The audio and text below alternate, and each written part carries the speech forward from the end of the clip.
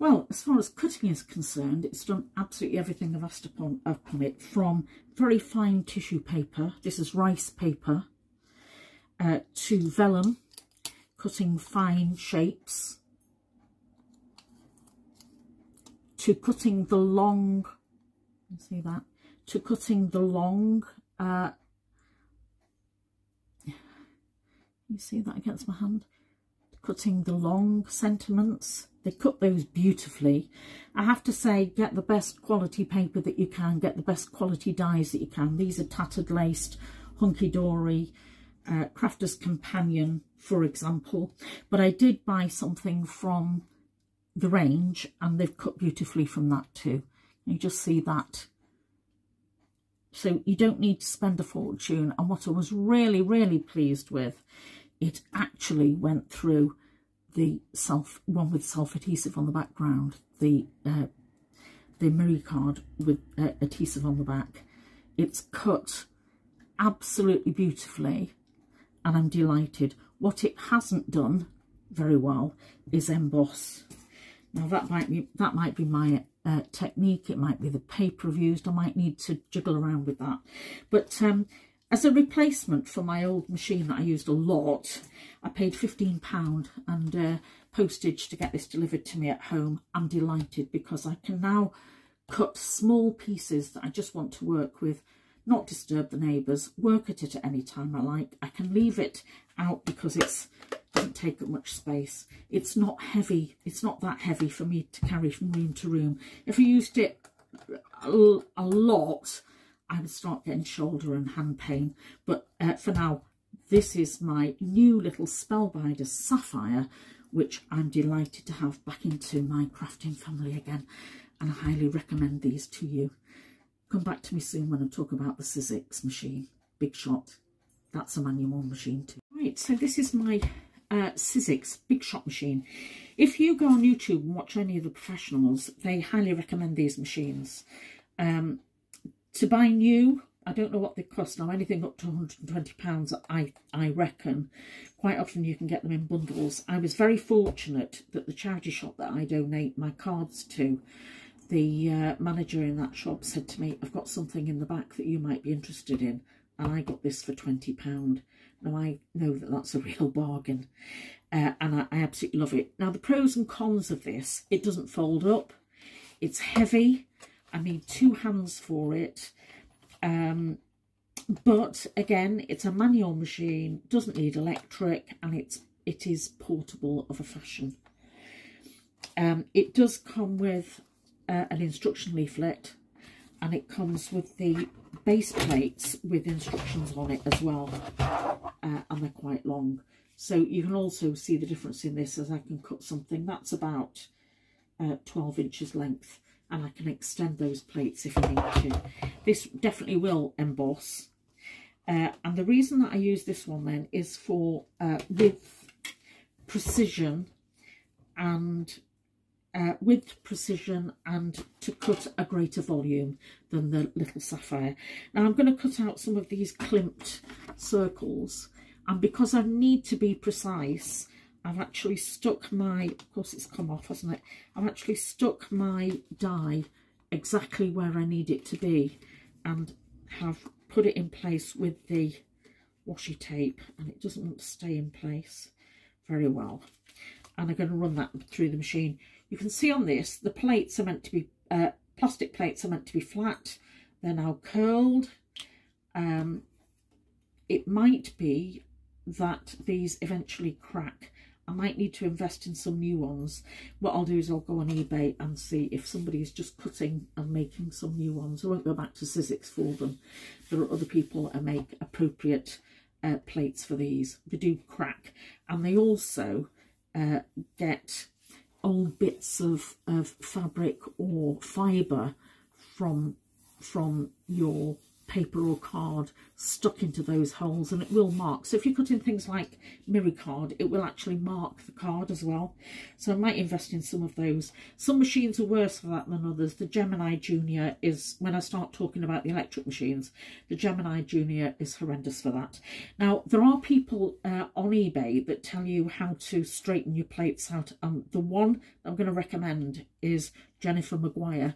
She's an American crafter, very professional lady.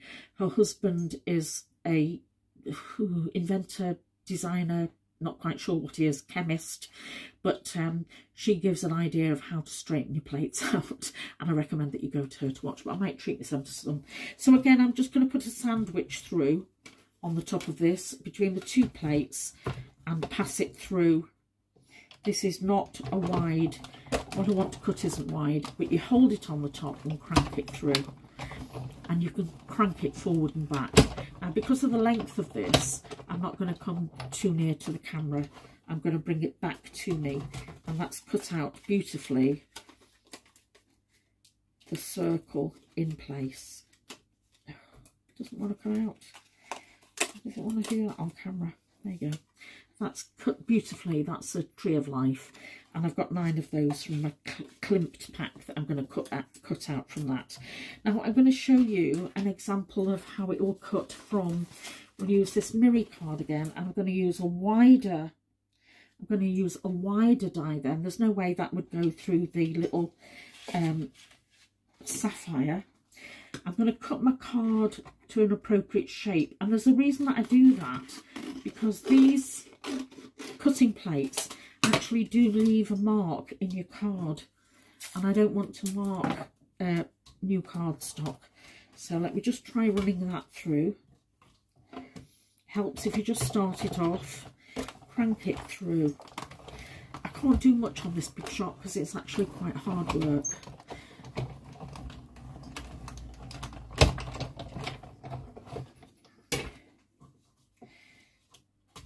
But you can see on that, oh, you can see how well that's cut already, and all the little hearts are already falling out of it. They're meant to do that. So you can use the, you can, look at that. All the hearts are coming out really easily. That's cut out beautifully, and I'm delighted with this. So this will do everything that the little sapphire will do and more. What I'm going to test it with today is there's my piece cut out. What I'm going to test it with, and all these pieces I'm going to keep, they're just in the way at the moment. What I'm going to test this with is fabric. And I'm going to do that on camera with you now while I'm just talking, because I've got a few little pieces of cotton from my scraps. And I'm just going to try and see if it'll cut. Should we just see if it'll cut a hexagon? I fancy doing some patchwork. Now, if I was going to do a lot of patchwork, I don't think I'd be using this a lot, because I need an awful lot of pieces. For sheer volume, you need to go to, well, I need to go to an electric machine. You need the electric machine to do all the work, because that's not brilliant. I have to say that's not brilliant. I wouldn't call that cut, would you? That would need finishing off with a pair of scissors. Should we try that again? Now, of course, the other thing is, it depends on your fabric, and it depends on the sharpness of your die. So it might be with a different die that might cut through. Should we try with a square? Let's see what happens if I try it with a square. It might not be that machine. It might be the quality of the dye. The dye might not be very sharp. Also might need a shim, like the cardstock needed on the first one. Now that's actually cut better. Oh, I have got a space there. I wouldn't say that was. I need to cut that tiny bit off. But that's just a thin piece of cotton. I'm going to try on a thicker piece of quality fabric, and I've got some vintage Laura Ashley. Let me just say, if you're going to test anything, let's test you on the vintage Laura Ashley here. I'll see if I can get a heart shape out of this piece. And I really want my die cutting machines to be able to cut vintage Laura Ashley, because I'm going to be working with it a lot. You haven't seen me doing any sewing. I haven't actually done any sewing on my machine for 2 years since I broke my shoulder. So my carer's going to help me get that out this week, and I'm going to start sewing soon. Oh, that's cut brilliantly. Right, so that was a little heart shape, cut out brilliantly. You see that? See it against my dress there. I'm delighted with that. I might get another piece while I'm talking to you here then out of that. I'm going to be doing some patchwork and sewing. Although my mum died and I did inherit some of her items, she actually gave me her Sizzix sewing machine while she was still alive, because she wanted to make some curtains and she couldn't see to thread the needle anymore. So she gave me her lovely Sizzix sewing machine, and that's what I use now. I'm delighted with that. Let's try it with another piece of cotton, and let's see if this will cut through that other piece of cotton. It might be. It was a very bad piece of cotton I had.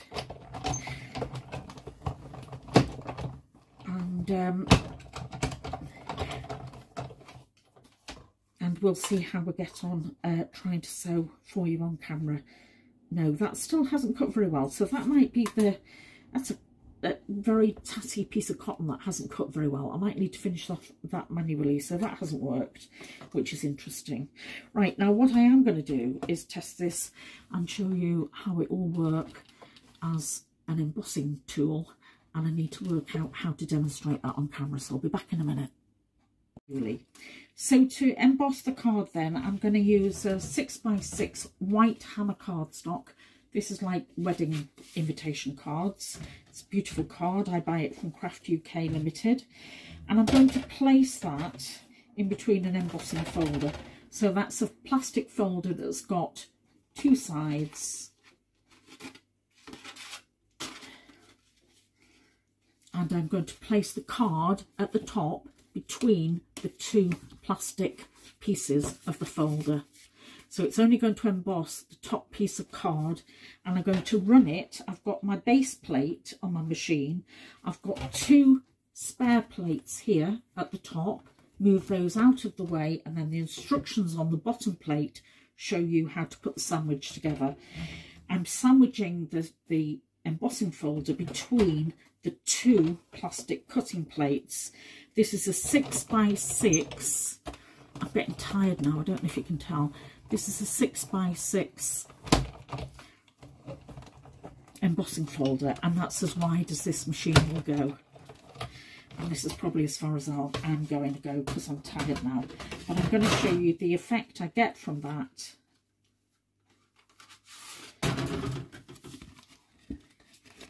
Let's see, can you see how beautifully that's embossed? That's a Rennie Mackintosh design as well. So I use that design a lot. That's probably the embossing folder that I use the most. Right, while you've been gone, I've been cutting out ages and names for people. I've got some very special birthdays coming up within a few months. And I'm going to have to sit quietly now. My back's aching, so I'm going to sit quietly, have something to eat, watch the television. I'm going to leave my machines out until later on, and then I'll put them away. I was very fortunate to find this in a charity shop for £20. What I will say to you is, if you go on eBay, there's all sorts of die cutting machines. You will need to pay to get them delivered to your home, but it's well worth it. If you buy them from the likes of Create and Craft, you can get a very good deal with bundles, craft bundles, and pay in instalments. Go on eBay, go to craft shops, see what's available. The other machine that I have had in the past and had to stop using it, it was a bit too difficult for me to use it manually. It's a bit like having to change a car from a manual to an automatic. I had to go from the manual Grand Caliber, that again is Spellbinder's machine, to the Emboss or the Cut and Boss. I'm going to come back and do the electric machines and talk you through the pros and cons and what they'll do and why I use them above any of these other manual machines in another video. But for now, I hope that's given you some good idea of what these die cutting machines will do, how they'll cut, how they'll emboss, and why it's worth it if you've got a hobby. I can't find anything now. I'll show you a bit of my alcohol ink paper just while I'm talking.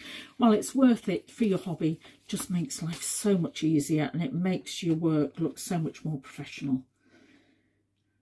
Right, this is Maggie, after a long one, saying bye for now. I'll see you again soon. Happy crafting, everybody. Bye.